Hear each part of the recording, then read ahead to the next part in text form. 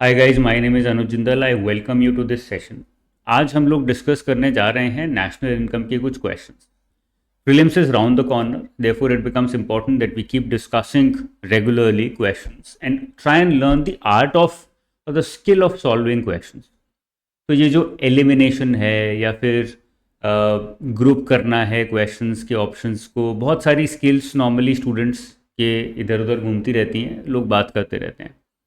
But how to actually we use it in new questions, not only in previous year questions, क्योंकि वहाँ तो हमें पता है भाई क्वेश्चन क्या पूछा है, आंसर क्या है, एक्सप्लेनेशन क्या है। बट नए questions which are purely conceptual in nature, उनको समझना, किस तरह से उनको आंसर करना है, वो स्किल सीखना, and side by side also revising your syllabus, specially economy जिसका वेटेज एग्जामिनेशन में काफ़ी अच्छा खासा है।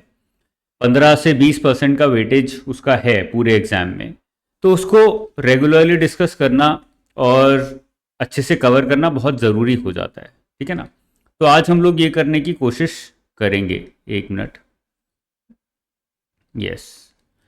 तो एक एक करके सारे क्वेश्चंस उठाएंगे और आपको रियलाइज़ होगा जब हम क्वेश्चंस डिस्कस करेंगे कि यार मैं इस तरह से क्यों नहीं सोच रहा था, या फिर मैं इस तरह से भी सोच सकता हूँ। ये सीखने की कोशिश करेंगे, वो मेजर ऑब्जेक्टिव है। और साथ में जो कॉन्सेप्ट्स हैं उनको रिवाइज तो करना ही है, क्योंकि कॉन्सेप्ट जब रिवाइज करोगे ऑटोमेटिकली आपका chances of accuracy are increasing in the examination. और मेन ऑब्जेक्टिव एक्यूरेसी बढ़ाना ही है। जब एक्यूरेसी बढ़ाओगे ऑटोमेटिकली आपको रियलाइज़ होगा कि मेरे नंबर भी बढ़ रहे हैं, खाली मेरी एक्यूरेसी नहीं बढ़ रही है, मेरी मार्क्स भी इंक्रीज हो रहे हैं। तो दोनों चीज़ों पे काम करना साथ में शुरू करेंगे। शुरू करते हैं। Will try and pick up as many questions as possible. अब मैं ये सीरीज रेगुलरली चलाऊंगा प्रीलिम्स तक। खाली इकोनॉमी कवर करूंगा, इकोनॉमी में जितने क्वेश्चंस हो सकेंगे हम उठाएंगे। Question number 1, which of the following best explains why a car purchased by a household is considered a consumption good while the same car purchased by a delivery service is classified as a capital good? Important question है और ऐसे conceptual questions exam में actually पूछे जा रहे हैं। तो ऐसे कॉन्सेप्चुअल क्वेश्चंस आपको डिस्कस करने हैं और साथ में कवर भी करने हैं, ज़रूरी हैं, क्योंकि ऐसे कॉन्सेप्ट्स पे यूपीएससी फोकस कर रहा है। ऑप्शंस क्या हैं? The car purchased by household is not sold further. आपका ऑब्जेक्टिव है बार बार कीवर्ड्स आइडेंटिफाई करना क्वेश्चन में, और उसके ऑप्शन में कीवर्ड्स होते हैं बहुत सारे, उन कीवर्ड्स को पकड़ना इंपॉर्टेंट है। क्वेश्चन में पूछा है कि car purchased by a household is considered a consumption good whereas the same car purchased by a delivery service, मतलब कि एक कंपनी, डिलीवरी सर्विस हो गई एक company, that is considered as a capital good. ऐसा क्यों है? What are the major reasons behind it? Okay, options में दिया हुआ है the car purchased by household is not sold further, ये कीवर्ड हो गया, क्योंकि वो आगे नहीं बेच रहा है इसलिए वो कंजम्पशन गुड है। But the car used by a Zomato can be sold ahead making it a capital good. तो यहां पर हमें ये रियलाइज हो गया कि यार कैपिटल गुड और कंजम्पशन गुड के बीच का डिफरेंस और उनका मीनिंग अगर क्लियर नहीं होगा तो ऑप्शन पे अराइव करना इतना आसान नहीं है। हो सकता है ये मैं इस क्वेश्चन में लॉजिक लगा के कर दूंगा, बट आगे जाके कहीं फंस सकता हूं। Second option, classification of goods as consumption or capital goods depends on whether the item is durable or non-durable. अब ये durable non-durable के बीच का difference भी पता होना चाहिए। The classification depends on buyer's intention. For a household, it satisfied immediate wants, whereas for business, it is used to generate income. ये keywords हो गए। The car is to be considered as capital good in both the cases. इसने तो question ही reject कर दिया, बोल दिया दोनों cases में वो capital good होगा, जो कि लगता है बहुत सारे स्टूडेंट्स को, बहुत लोगों को लगेगा कि कार है, ड्यूरेबल है, लंबे टाइम तक चलेगा, तो कंजम्पशन थोड़ी ना हुआ, कैपिटल गुड हुआ। अब इसलिए इसमें डिफरेंस समझना जरूरी है, क्लैरिटी होना जरूरी है। इसका करेक्ट आंसर है option number C, the classification depends on buyer's intention. Household के लिए इमीडिएट नीड फुलफिल कर रहा है, लेकिन बिजनेस के लिए इनकम जनरेट कर रहा है। ये मेजर डिफरेंस होता है कंजम्पशन गुड और कैपिटल गुड में। कंजम्पशन गुड ऐसा गुड हुआ which you are finally consuming, it doesn't matter whether it is capital good या फिर ऐसा ड्यूरेबल है या non durable, it doesn't matter. Consumption good can also be a durable good, तो consumption में durable good के अंदर कार आ जाएगा यहाँ पे। तो consumption good can also be durable, consumption can also be non durable. For example bread है ना। और ऐसे ही capital good can also be durable, can also be non durable. Capital good में कार ड्यूरेबल हो गया, कैपिटल गुड में non durable क्या हो गया, again let's say I have purchased wheat and I want to use this wheat in order to convert it into bread, तो ये non durable हो गया, पेरिशेबल है। बट ये कैपिटल गुड क्यों है और ये कंजम्पशन गुड क्यों है? Capital good is a good which is use for further production, कुछ ना कुछ वैल्यू एडिशन होगा, कुछ ना कुछ further production. Production can also B of a service, जैसे कि जोमेटो के केस में वो एक सर्विस प्रोवाइड कर रहे हैं, वो उनका प्रोडक्शन है। और कंजम्पशन गुड वो गुड हुआ जो कि फाइनल कंज्यूमर यूज कर रहा है, whether he's keeping it for 1 year or 10 year or 20 years or 1 day doesn't matter, finally consumer जो कंज्यूम कर रहा है उसको कंजम्पशन गुड बोलेंगे। ये डिफरेंस जरूरी है समझना। नेशनल इनकम अकाउंटिंग के बिल्कुल बेसिक्स में से क्वेश्चन मैंने पूछा है, I hope it is clear. Question number 2 में चलते हैं। आंसर इसका ऑप्शन नंबर सी है। एक्सप्लेनेशन मैंने दे दिया है आपको, यहां पर भी मेंशन्ड है ये सारी चीजें, जिससे कि बाद में पीडीएफ को यूज करना चाहो तो यूज कर सकते हो।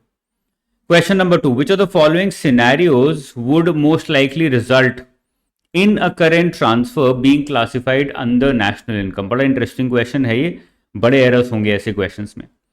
क्वेश्चन फिर से बढ़ते हैं। Which of the following scenario would most likely result in a current transfer? अब ये जरूरी है समझना कि करंट ट्रांसफर क्या होता है, आपको पता होना चाहिए। नहीं पता होगा तो करंट ट्रांसफर के बारे में पढ़ना जरूरी है, इसलिए हाईलाइट भी कर दिया है। Being classified under national income, यहां पे कंफ्यूजन होगा क्योंकि आपको लगेगा कि ये बोल रहा है कि नेशनल इनकम के अंदर आएगा, but transfer payment of any kind whatsoever does not come under national income और जीडीपी एट ऑल। वो कभी भी नेशनल इनकम या जीडीपी में नहीं आता है ट्रांसफर इनकम, ओके। वो हमेशा या तो मार्केट प्राइस में in the form of subsidies include होगा या फिर बजट में इंक्लूड होगा, गवर्नमेंट के एक्सपेंडिचर्स में, बट नेशनल इनकम में नहीं आएगा। देख लेते हैं अब क्या है। अब ये क्वेश्चन पूछ रहा है कि करंट ट्रांसफर कौन सा है इनमें से। Now there are 2 types of transfers, current and capital transfer. The government provides a scholarship to a student for their education. Scholarship क्या करंट ट्रांसफर है, कैपिटल है। A country receives compensation for war damages. A government donates money to an international charity after natural disaster. Donation है but किस लिए है, natural disaster. A government grants capital for a new infrastructure project. ये options दिए हुए हैं आपको। देखो करंट ट्रांसफर एक्सपेंडिचर मेथड में, एक्सपेंडिचर में क्या क्या आता है, सरकार के सारे एक्सपेंडिचर्स, प्राइवेट सेक्टर के, हाउस होल्ड के सारे एक्सपेंडिचर्स। जब गवर्नमेंट के एक्सपेंडिचर्स आते हैं तो यहां पे क्वेश्चन आता है कि यार जो गवर्नमेंट ने ट्रांसफर पेमेंट्स करी हैं, should they be included in GDP और not, and then it is specifically excluded from GDP. यहाँ पे नेशनल इनकम जब कैलकुलेट कर रहे हैं थ्रू एक्सपेंडिचर मेथड, तो हम specifically transfer payments of all kinds, weather it is a current transfer और कैपिटल ट्रांसफर, हम उनको अलग कर रहे हैं। तो क्वेश्चन ये है कि इनमें से करंट ट्रांसफर कौन सा है। देखो करंट ट्रांसफर वो होता है जो रिकरिंग है। रिकरिंग है इसलिए या फिर चांसेस हैं कि वो रिकरिंग होगा, that is why it is recurring, that is why it is made, the expenditure is made from the current income of the government. तो गवर्नमेंट की करंट इनकम में से वो इसलिए किया जाता है, and it is added to the current income और this year's income of the recipient. जो रेसिपिएंट है जिसको मिल रहा है उसकी भी इस साल की इनकम में ऐड होगा। Compensation for war damages, any kind of compensation, any kind of donation which is for natural disaster, जो कि नॉन रिकरिंग है। वॉर डैमेजेस भी नॉन रिकरिंग है। इंफ्रास्ट्रक्चर की हम बात कर रहे हैं तो ऑटोमेटिकली वो नॉन रिकरिंग होगा, एक बार क्रिएट होगा 10 साल 20 साल। तो ये सारे कैपिटल ट्रांसफर्स बन जाते हैं। स्कॉलरशिप जितनी भी दी जाती है, यू माइट से कि सर एजुकेशन है, लॉन्ग टर्म होगा, बट उसका आउटकम लॉन्ग टर्म होगा। It will be deducted from the current income of the government, हर साल दी जाएगी scholarship, and it will be added to the income of the recipient, जो भी स्टूडेंट है उसकी इनकम में ऐड होगा वो। तो this becomes our answer. Current transfer इसमें ऑप्शन नंबर ए है और सारे कैपिटल ट्रांसफर्स हैं। करंट ट्रांसफर में और क्या क्या आता है, डोनेशंस, बट आप बोलोगे सर आपने ऊपर जो डोनेशंस दिए हैं वो तो आपने कैपिटल में डाले हैं। दैट इज बिकॉज डोनेशंस जो ऊपर दिए गए हैं वो डोनेशंस डिजास्टर के लिए किए गए, and disaster is not a recurring phenomena, might change in the future considering climate change, but अभी तक नहीं है। स्कॉलरशिप्स, अलाउंसेस एंड टैक्सेस, ये सब करेंट ट्रांसफर में आते हैं। बिकॉज टैक्स क्यों करेंट ट्रांसफर में आ रहा है? बिकॉज टैक्स में कोई नया प्रोडक्शन नहीं हो रहा है। Tax is just transfer of money from one person to the government, right. Capital transfer में ग्रांट्स आ गए या फिर जितने भी लोन्स दिए, लोन्स तो नहीं आएंगे क्योंकि वो ट्रांसफर नहीं हुआ, फिर वो बोरोविंग्स हुई, लेंडिंग्स हुई। ग्रांट्स आ गए, जितने भी वॉर डैमेजेस का जो ग्रांट अभी हमने ऊपर देखा। टैक्स ऑन कैपिटल और वेल्थ, वेल्थ पे जो टैक्स होता है या कैपिटल पे जो टैक्स होता है वो कैपिटल ट्रांसफर में आएगा, because lump sum transfer and it is not made every year. Okay. Treatment in GDP और नेशनल इनकम, मैंने आपको बता दिया एक्सपेंडिचर मेथड में कंफ्यूजन हो सकता है because it is an expenditure for the government, but आप एक्सपेंडिचर मेथड देखोगे अपनी national income accounting macro economics की बुक खोल के देखिए।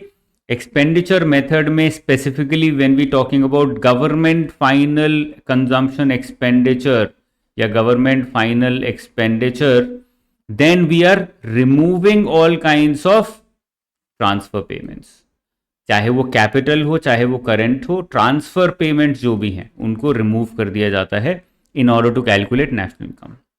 आई होप दिस इज क्लियर। ये सारे बड़े इंपॉर्टेंट पॉइंट्स हैं और ऐसे कॉन्सेप्चुअल क्वेश्चंस आ रहे हैं एग्जाम में, इसलिए मैं डिस्कस कर रहा हूं।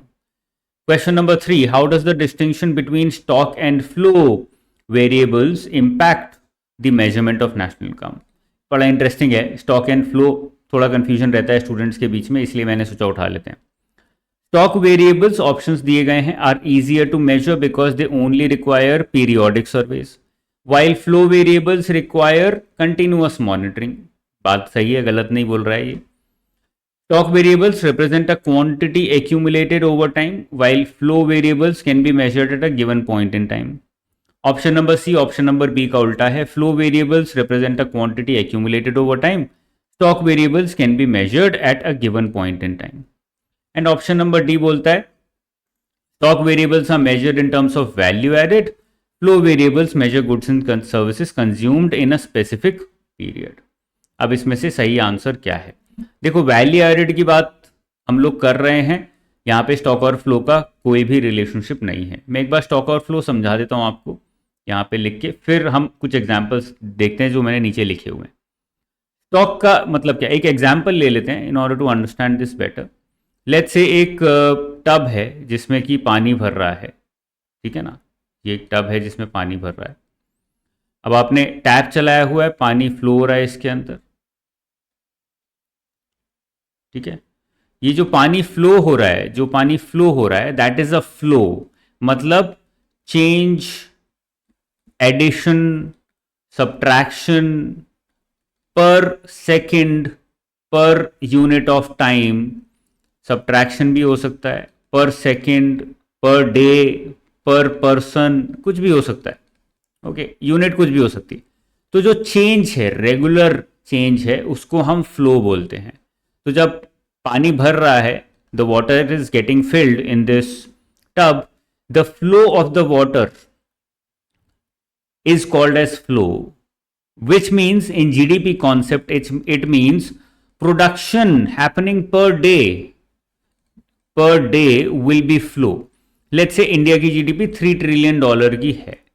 ओके, तो ये एक साल में हमने $3 ट्रिलियन वर्थ ऑफ प्रोडक्शन किया। लेट्स से 365 ट्रिलियन कर लेते हैं या फिर 3.65, या लेट्स से और सिंप्लीफाई कर देते हैं, 365 ट्रिलियन डॉलर्स की हमारी इकोनॉमी है पर एनम। तो पर डे कितना हो गया? $1 trillion, $1 trillion per day. This $1 trillion per day will be called as flow. और जब ये फ्लो एक्यूमुलेट हो जाएगा टब में पूरे साल में, then at the end of the year we will calculate कि यार पूरा एक्यूमुलेट होके कितना बन गया। एक्यूमुलेट होने के बाद on the final day how much is this water, how much is this production. At the end of the year, you figure out that the production in the entire year has been $365 trillion. So this becomes the stock। पूरे साल के end में हमारे पास इतना stock है। Let's say you're working somewhere, कहीं काम कर रहे हो।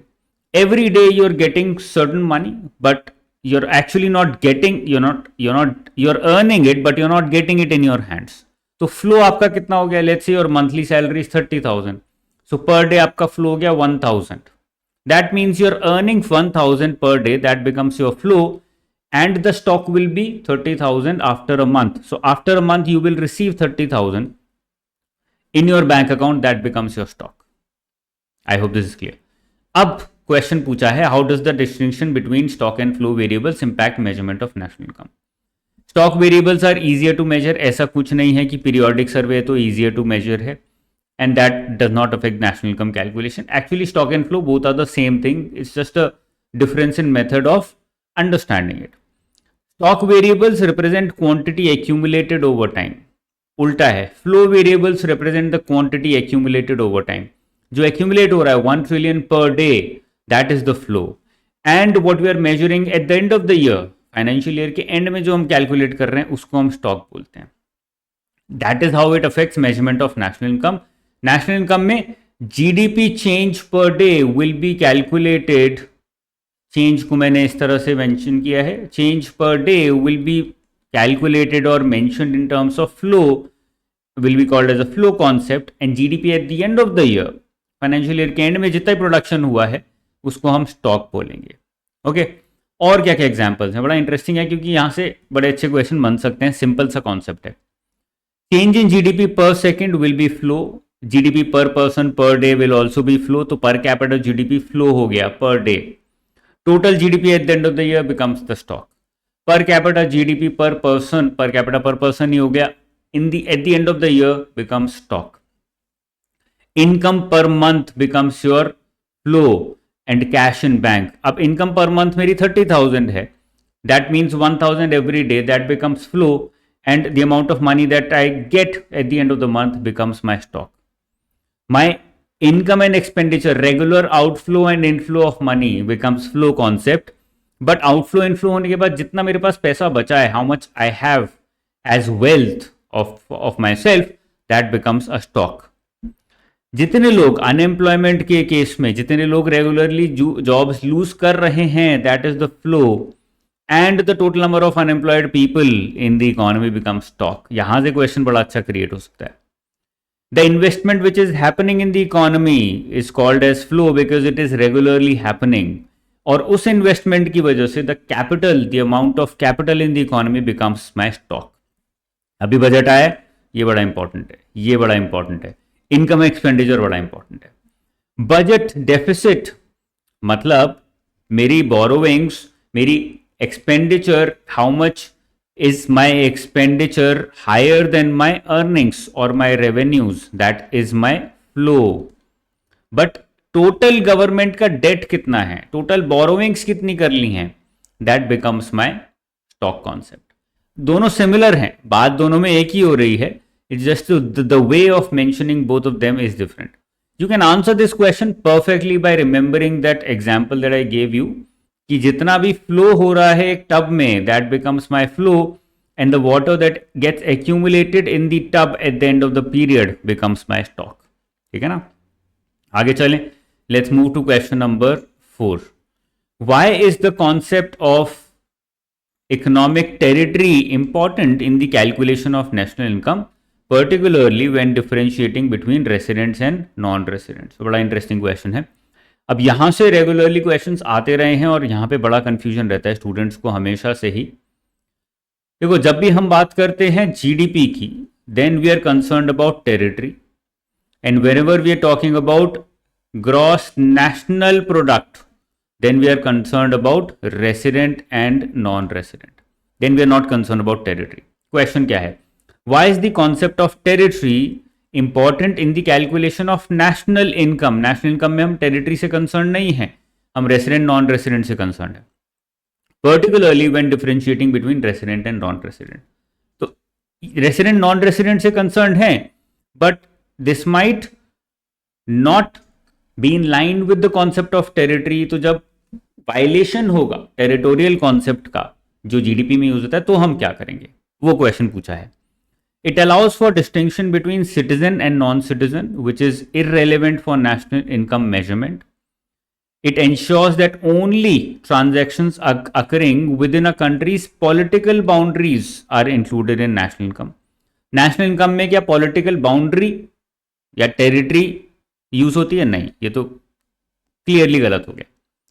It allows for distinction between citizen and non citizen which is irrelevant for national income. National income में रेसिडेंट नॉन रेसिडेंट पे फोकस करते हैं, ये भी गलत हो गया।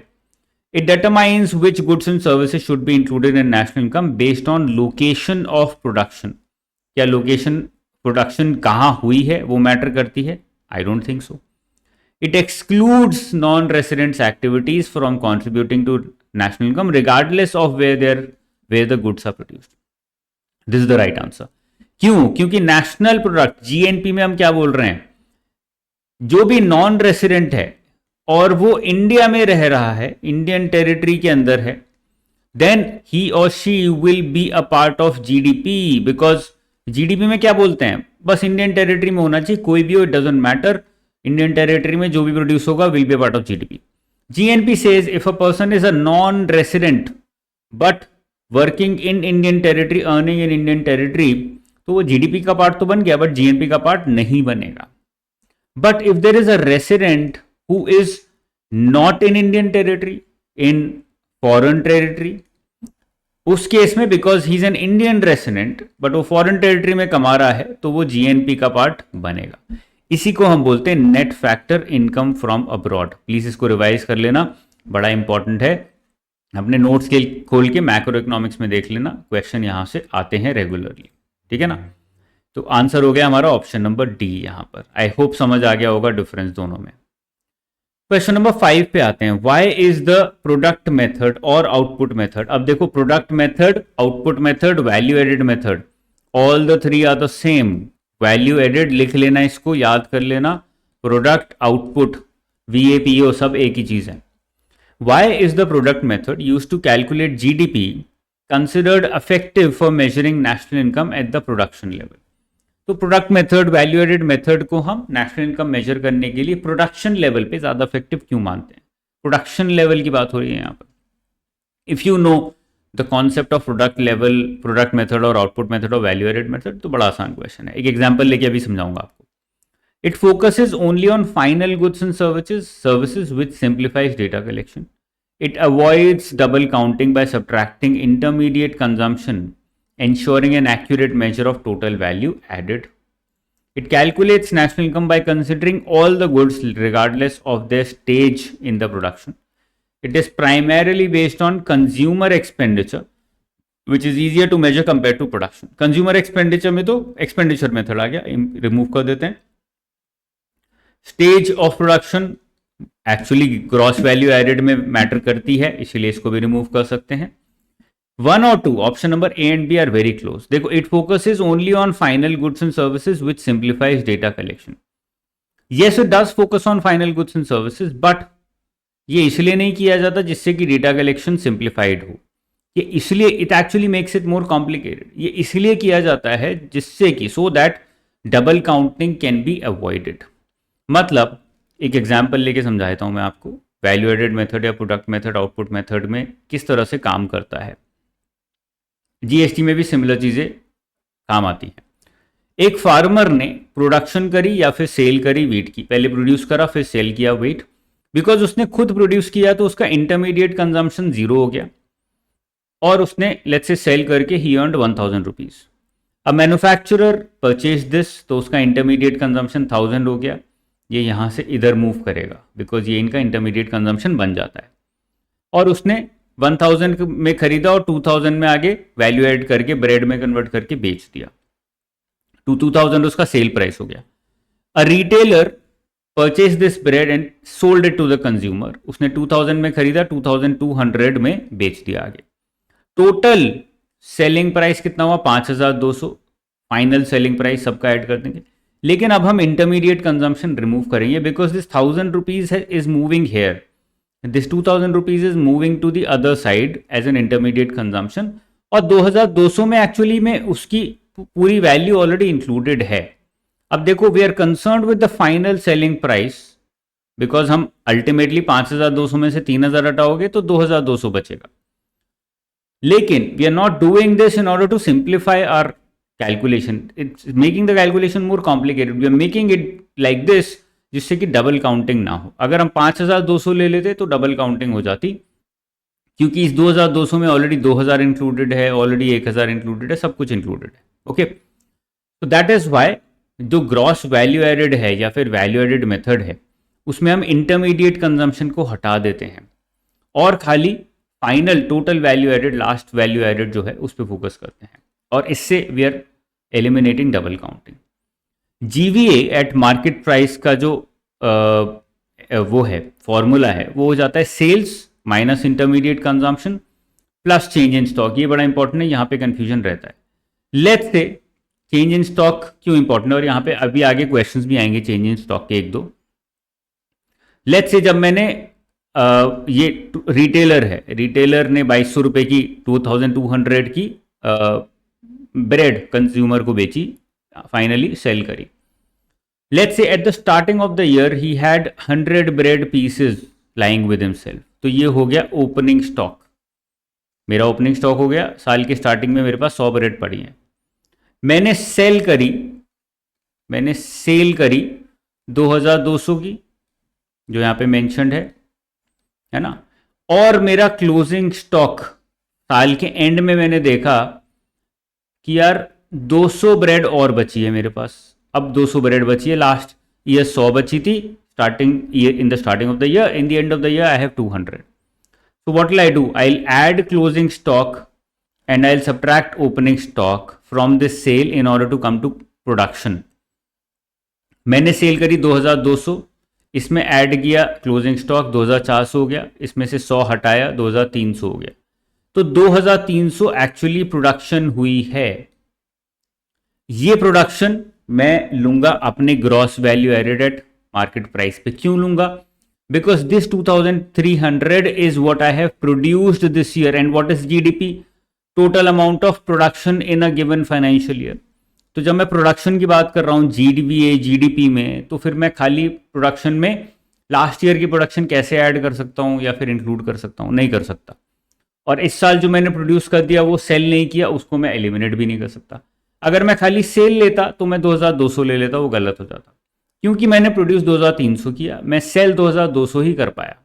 एक्चुअल में क्या हुआ, मैंने 2300 प्रोड्यूस किया, 100 मेरा ओपनिंग स्टॉक पड़ा हुआ था तो 2400 हो गया, उसमें से मैंने 2200 सेल कर दिया, 200 बच गया, वो मेरा क्लोजिंग स्टॉक हो गया। इस तरह से भी बोल सकते हैं। तो प्रोडक्शन फिगर आउट करना जरूरी है और उसका ये फॉर्मूला GBAT-MP में दिया है। आई होप क्लियर हो गया अभी, ठीक है ना। नेक्स्ट क्वेश्चन पे आते हैं, question number 6। Why does the concept of change in stock contribute? How does the concept of change in stock contribute to the calculation of GDP under product method, जिसको हम value added method भी बोलते हैं। Change in stock अभी मैंने ऊपर आपको समझाया है पूरा, closing stock minus opening stock. It measures the impact of import and export, गलत है, पता है हमें। It accounts for fluctuations in the quantity of raw material used in production, ये भी नहीं है। It reflects difference between opening stock and closing stock of goods, helping measure the production output for the current year. This is what we have just understood. Example लेके हमने समझा। It adds the value of unsold goods from the previous year to the national income. ऐसा नहीं कर रहा है, उसको actually हटा रहा है। Unsold good from the previous year क्या होता है? Opening stock. Opening stock को हटा रहा है। That is what it is doing. So answer is option number C. मैंने आपको ऑलरेडी एक्सप्लेन कर दिया, so I'm not going to explain it again. ठीक है, नेक्स्ट क्वेश्चन पे आते हैं। What is the primary reason for subtracting intermediate consumption from total sales when calculating GDP using product method? हमने अभी समझा था intermediate consumption हम क्यों हटाते हैं, double counting. To avoid overstating the contribution of raw material in the production process, सही लग रहा है काफी. To account for depreciation of capital goods, depreciation के लिए तो नहीं होता. To eliminate the value of goods used in production that have already been included in other stages of production chain. अब अगर वो ऑलरेडी पहले प्रोडक्शन चेन में इंक्लूड हो चुका है, फिर से इंक्लूड नहीं करना चाहिए, ये सही लग रहा है। To adjust for changes in the stock of goods between production and sales, जो change in stock of goods है बिटवीन प्रोडक्शन एंड सेल, वो उसको इंटरमीडिएट कंजम्पशन हम नहीं बोलते हैं, उसको हम क्लोजिंग स्टॉक, ओपनिंग स्टॉक या चेंज इन स्टॉक बोलते हैं। तो जो अभी हमने ऊपर देखा था, तो ये भी नहीं हुआ। तो कंफ्यूजन है होगा फर्स्ट ए और सी में। To avoid overstating the contribution of raw material in the production process. अब ये दिखने में सही लग रहा है लेकिन गलत है। गलत क्यों है? प्रोडक्शन प्रोसेस में कंट्रीब्यूशन रॉ मटेरियल का जितना भी है, लेट्स से प्रोडक्शन हमने करी 2000 की कोई चीज़ हमने सेल करी या फिर प्रोड्यूस करी, फाइनल प्राइस उसका 2000 है, और हमने मार्जिन लगा के 4,000 में उसको सेल कर दिया। अब ये जो 2,000 की है इसमें रॉ मटेरियल का कंट्रीब्यूशन लेट से 400 रुपये है, तो ये 400 ही रहेगा। ऐसा नहीं है कि ये 400 से 1000 हो जाएगा अगर हम जीवीए नहीं यूज करेंगे। होगा क्या कि हमने फाइनली 4000 में सेल करी कोई भी प्रोडक्ट, बट हो सकता है उसमें वैल्यू एडेड या प्रोडक्शन 2000 की ही हुई हो, तो हम 2000 और 4000 के बीच में डिफरेंस क्रिएट कर रहे हैं या डिफरेंस समझने की कोशिश कर रहे हैं इन जीबीए। जैसे ऊपर हुआ 5200 टोटल सेल था, बट एक्चुअल में वैल्यू एडेड 2200 का ही हुआ था। तो 2000 और 4000 के बीच का डिफरेंस हुआ। इन दोनों के बीच का डिफरेंस हम नहीं कंसिडर करते between in the gross value added, क्योंकि यहाँ पे कोई प्रॉब्लम हो ही नहीं रही है। ऐसा नहीं है कि कोई चीज 400 रुपए की रॉ मटेरियल है उसमें हम 400 की जगह 1000 ले रहे हैं। That is not happening. So overstating of contribution of raw material is not happening in this method. किसी भी मेथड में नहीं होता है। Value of goods used in production that have already been included, अगर कोई प्रोडक्शन में ऑलरेडी इंक्लूड हो चुका है उसको सेकेंड टाइम नहीं इंक्लूड कर रहे, तो डबल काउंटिंग नहीं कर रहे। अगर ऊपर जाके देखें हम एग्जाम्पल में तो उसमें यही हुआ था। यहां पर wheat is already included here and wheat is also included here in this 2000 and wheat is also included here in this 2200. wheat तीनों जगह included है, so why do we calculate it thrice? तीन बार क्यों कैलकुलेट करें, उसको एक ही बार calculate करना चाहिए। so the difference that we are concerned about is between 2200 and 5200 कि भाई 2200 लेना है या 5200 लेना है। लग तो रहा है कि 5200 लेना चाहिए बिकॉज ये तीन बार सेल हुई है, बट प्रोडक्शन क्योंकि वीट की एक ही बार हुई है and it is included in all the three, तो उसको हटाना पड़ेगा सब जगह से। That is what we have done, that is what value added method is. I hope this is clear. Next question पे आते हैं, question number 8। Question number 8 says, in the product method, which of the following is the most accurate way to measure GVA at market price? Product method में कौन से तरीका सबसे accurate है GVA at MP निकालने का? अभी हमने ऊपर फॉर्मूला भी देखा था। Total sales revenue from all production units minus value of export and import. Are we concern about export import in GVA? नहीं। Sales value of goods and services produced adjusted for change in stocks and intermediate consumption, this is what we are doing. Total income earned by businesses, ये तो income method में चले गए हम। Gross profits earned by production units before deducting depreciation, profits की बात होती नहीं है, वैल्यू एडिशन की बात हो रही है, प्रोडक्शन की बात हो रही है। So the answer becomes option number B. ये हम देख चुके हैं, समझने की दोबारा जरूरत नहीं है, हमने फॉर्मूला भी देख लिया है। Question number 9, why is income method of calculating GDP? अब हम आ गए इनकम मेथड में। चार चीजों की इनकम देखी जाती है, रेंट इनकम, वेजेस इनकम, ठीक है ना, इंटरेस्ट इनकम एंड एंटरप्रेन्योरशिप का प्रॉफिट इनकम। ये चार इनकम्स हम देखते हैं। Why is the income method of calculating GDP considered a reflection of circular flow of income in an economy, particularly in relation to the income earned by factor owners? अब ये सब owners हैं, है ना। जो बंदा हाउस ओन करता है उसको रेंट मिलता है, जो बंदा काम करता है मतलब लेबर ओन करता है, जैसे मैं अभी लेबर ओन कर रहा हूँ, I am giving you a lecture, so I will start getting wages for this. जो बंदा कोई कैपिटल ओन करता है उसको रेंट आउट करता है, उसको उस पर इंटरेस्ट मिलता है, और जो बंदा एंटरप्रेन्योर है उसको अपने काम का प्रॉफिट मिलता है। तो ये सब फैक्टर ओनर्स हैं। क्वेश्चन क्या है, why is the income method considered a reflection of circular flow of income? Income method को सर्कुलर फ्लो ऑफ इनकम का रिफ्लेक्शन क्यों कहते हैं? It measures total value of output produced within the economy, excluding factors of production that are owned by non-residents. Resident, non-resident की बात हो ही नहीं रही है यहाँ। It captures income earned from all financial transactions. भाई बड़ा इंपॉर्टेंट है, फाइनेंशियल जितने भी ट्रांजेक्शन्स होती हैं, those are not included in the GDP calculation at all. Why? Because वहाँ पे कोई एसेट क्रिएशन नहीं हो रहा है, कोई भी वेल्थ क्रिएशन हो रहा है, but there is no production of any good और service. It counts only income earned by factor owners from production activities, reflecting income generated by the use of land, labour, capital and entrepreneurship. This is the correct answer because this is what happens in income method. It is the most accurate method because it includes both direct and indirect taxes. ऐसा कुछ नहीं है कि direct indirect taxes हम डालते हैं income method में। अब ए भी थोड़ा सही लग सकता है, फिर से देख लेते हैं। It measures total value of output produced within the economy. भाई विद इन द इकोनॉमी तो जीडीपी का जितना भी मेजरमेंट है सब विद इन द इकोनॉमी है, excluding factors of production that are owned by non residents. तो this is the difference between GDP and GNP, not the difference between income method and any other method. Income method हो गया, value added method हो गया, expenditure method हो गया, तीनों का final number same आएगा, फाइनल जीडीपी सेम आएगा, but all of them give GDP only, gross domestic product, total production in the economy in a financial year. तो जीएनपी से उनका कुछ रिलेशन नहीं है। That is why answer option number A is incorrect, because वो कुछ और ही बात कर रहा है, बात सही कर रहा है लेकिन वो क्वेश्चन से रिलेटेड नहीं है। That is how you learn elimination, that is how you try and make sure कि जो मैं आंसर कर रहा हूँ वो सही है, वो गलत नहीं है, उसमें कोई एरर्स नहीं है। ये मैं सिखाने की कोशिश कर रहा हूँ थ्रू दीज क्वेश्चंस। मैं खाली क्वेश्चंस और उनके आंसर्स नहीं बता रहा हूँ आपको, मैं ये भी सिखाने की कोशिश कर रहा हूँ, तो ज़रूरी है वो भी साथ साथ सीखिए। How does private income differ from domestic income accruing to the private sector. अब खाली जीडीपी जीएनपी इंपॉर्टेंट नहीं है, इसके साथ साथ private income, income, personal disposable income, domestic income accruing to the private sector, ये सब अलग अलग टर्म्स हैं। फिजिकल डेफिसिट, प्राइमरी डेफिसिट, ये सब टर्म्स हैं जो बड़े इंपॉर्टेंट हैं, प्लीज़ इनको याद रखिए, इनके फॉर्मूलाज याद रखिए, एग्जाम में क्वेश्चंस आ सकते हैं। बहुत बेसिक क्वेश्चंस भी एग्जाम में आ रहे हैं और स्टूडेंट्स वो गलत कर रहे हैं, क्योंकि हम हाईफाई कॉम्प्लेक्स चीज़ें पढ़ते रहते हैं करंट अफेयर्स के अंदर और ये बेसिक्स हम भूल जाते हैं। Okay, so let's come back to this. Private income, domestic income accruing to private sector में डिफरेंस क्या है, ये पूछा है। मैं आपको बता देता हूँ एक बार दिखा के, फिर आपके लिए क्वेश्चन सॉल्व करना आसान हो जाएगा। Private income looks like this and domestic income of private sector looks like this. Private income में हाउस होल्ड्स की और प्राइवेट कंपनीज की जितनी भी इनकम है वो सारी आ जाती है, उनकी कंजम्पशन, उनकी savings, net factor income from abroad, तो जीएनपी दे रहा है ये, transfer payments from government to private, ये भी इसके अंदर आ जाती है।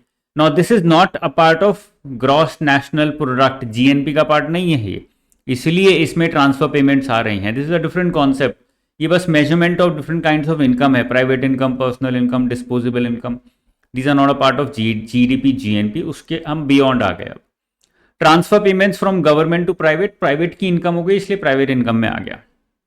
इसको इस तरह से ही बोल सकते हैं हम, फॉर्मूला अगर देखें तो प्राइवेट इनकम में आता है domestic income of private sector, जिसमें total production in the economy, net domestic product at factor cost, but इसमें गवर्नमेंट की जितनी भी इनकम है उसको हम हटा दिए। तो total income in the economy as per the income method. Income method हमने अभी देखा था कि रेंट की इनकम, वेजेस की इनकम, इंटरेस्ट की इनकम और फाइनली प्रॉफिट्स की इनकम, ये चारों को हम ऐड करके टोटल इनकम निकाल लेते हैं। बट उसमें जितनी भी गवर्नमेंट की इनकम है जब हम उनको हटा देंगे, then we will arrive at NDP at factor cost. This called as domestic income of private sector. Here in the domestic income of private sector we add national debt interest, जितना भी date पे interest मिल रहा है private sector को वो हो गया हमारा national debt interest. Current transfers from the government and from the world, तो ये देखा था transfer payment from government to private, तो सरकार ने जो भी पैसा प्राइवेट सेक्टर को दिया, हाउस होल्ड को दिया है, कॉर्पोरेट्स को दिया, वो सब आ गया। और वर्ल्ड से जितना भी प्राइवेट सेक्टर को या हाउस होल्ड को पैसा मिला in the form of transfer वो भी आ गया। And net factor income from abroad वो भी आ गया। तो जब इन चारों को मिला देते हैं तो हमें मिलता है private income. Domestic income of private sector is simply this. इसी से आपको क्वेश्चन का आंसर मिल जाएगा। ऑप्शंस देख लेते हैं। Private income includes only factor income from domestic production, while domestic income accruing to the private sector includes both factor income and transfer income। काफी सही लग रहा है। Private income includes factor income and transfer income, while domestic income accruing to private sector excludes transfer income but only includes factor income generated within the economy। सही लग रहा है। Private income is a broader concept that includes all national income, while domestic income is specific to private sector income from government services। ये भी काफी close लग रहा है। Private income is solely the income earned by private companies, while domestic income is the total income of households and private companies combined। ये गलत है, क्योंकि प्राइवेट इनकम में हमने यहीं पे देखा है हाउस होल्ड और प्राइवेट कंपनीज दोनों की ली जाती हैं। अब ABC में थोड़ा कंफ्यूजन है, काफ़ी क्लोज लग रहे हैं, फिर से पढ़ते हैं, एलिमिनेट करने की कोशिश करेंगे। Private income includes only factor income from domestic production, whereas domestic income includes both factor income and transfer income. Private income includes only factor income from domestic production. Domestic production से जितनी भी factor income आई वो हम लेते हैं, but transfer income तो हम private income में इंक्लूड करते हैं, डोमेस्टिक इनकम में नहीं आती है. नीचे देखा हमने, domestic income from the private sector of private sector, इसमें हम ट्रांसफर इनकम जब ऐड करते हैं then we arrive at private income. तो ए वाला हमने एलिमिनेट कर दिया, ठीक है ना. बी और सी पे है, private income includes factor income and transfer income, ये सही है. While domestic income excludes transfer income but only includes factor income generated within the country, ये भी ठीक लग रहा है, इसमें कोई गड़बड़ नहीं है. लेकिन डोमेस्टिक इनकम में हम गवर्नमेंट की इनकम जो है वो हटा देते हैं. अब देखते हैं third option. Private income is a broader concept that includes all national income, while domestic income accruing to the private sector is specific to private sector income from government services.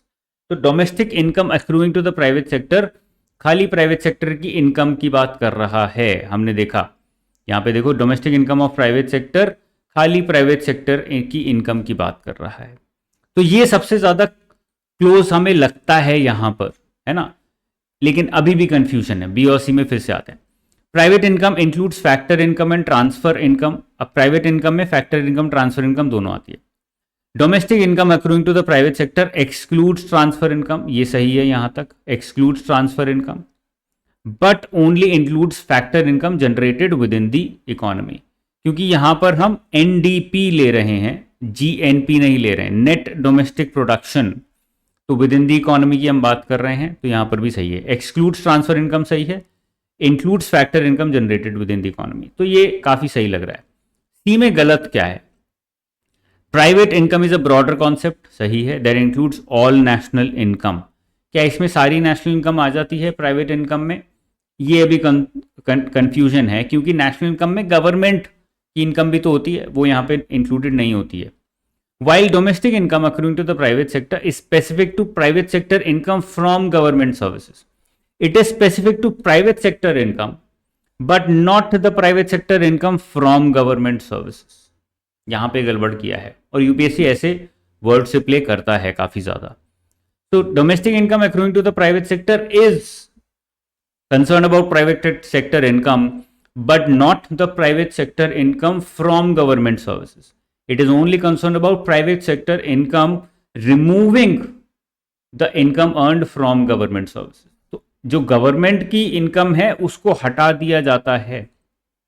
It is only concerned about income of the private sector, ठीक है. तो इसीलिए ये वाला option गलत हो जाता है. Very close, but option C हमारा गलत हो जाता है इसलिए. तो ये 10 क्वेश्चन थे, काफ़ी लंबा सेशन ऑलरेडी हो गया है, तो क्लोज करते हैं. नेक्स्ट सेशन में मैं 11 ऑनवर्ड फिर से उठाऊंगा, और मैं कुछ नए चैप्टर्स भी उठाऊंगा, जिससे कि आपको और बहुत सारी चीज़ें समझने में आसानी हो. ट्राई करेंगे प्रीलिम से पहले पूरा सिलेबस ख़त्म करने की, नंबर 1 क्वेश्चंस के थ्रू चैप्टर वाइज, और साथ के साथ जितने भी करंट अफेयर्स हैं उसको भी क्वेश्चंस में कन्वर्ट करके उसके भी क्वेश्चंस में प्रैक्टिस कराने की कोशिश करूंगा. The objective is not just to give you questions, क्योंकि क्वेश्चन तो आप मार्केट में कितने सारे उठा लो यार, बहुत पड़े हैं. किसी भी हब में चले जाओ, वहाँ पे क्वेश्चंस ही क्वेश्चंस मिलेंगे. But how to approach every question, every new question, how do you look at it, how do you increase your accuracy, किस तरह से अपनी नेगेटिव मार्किंग को सेव करना है, किस तरह से अपने आप को सेफगार्ड करके चलना है और मैक्सिमाइज करना है अपना पोटेंशियल, वो सब मैं सिखाने की कोशिश यहाँ करूँगा. ठीक है. I will see you very soon again. All the best, take care, bye bye, जय हिंद.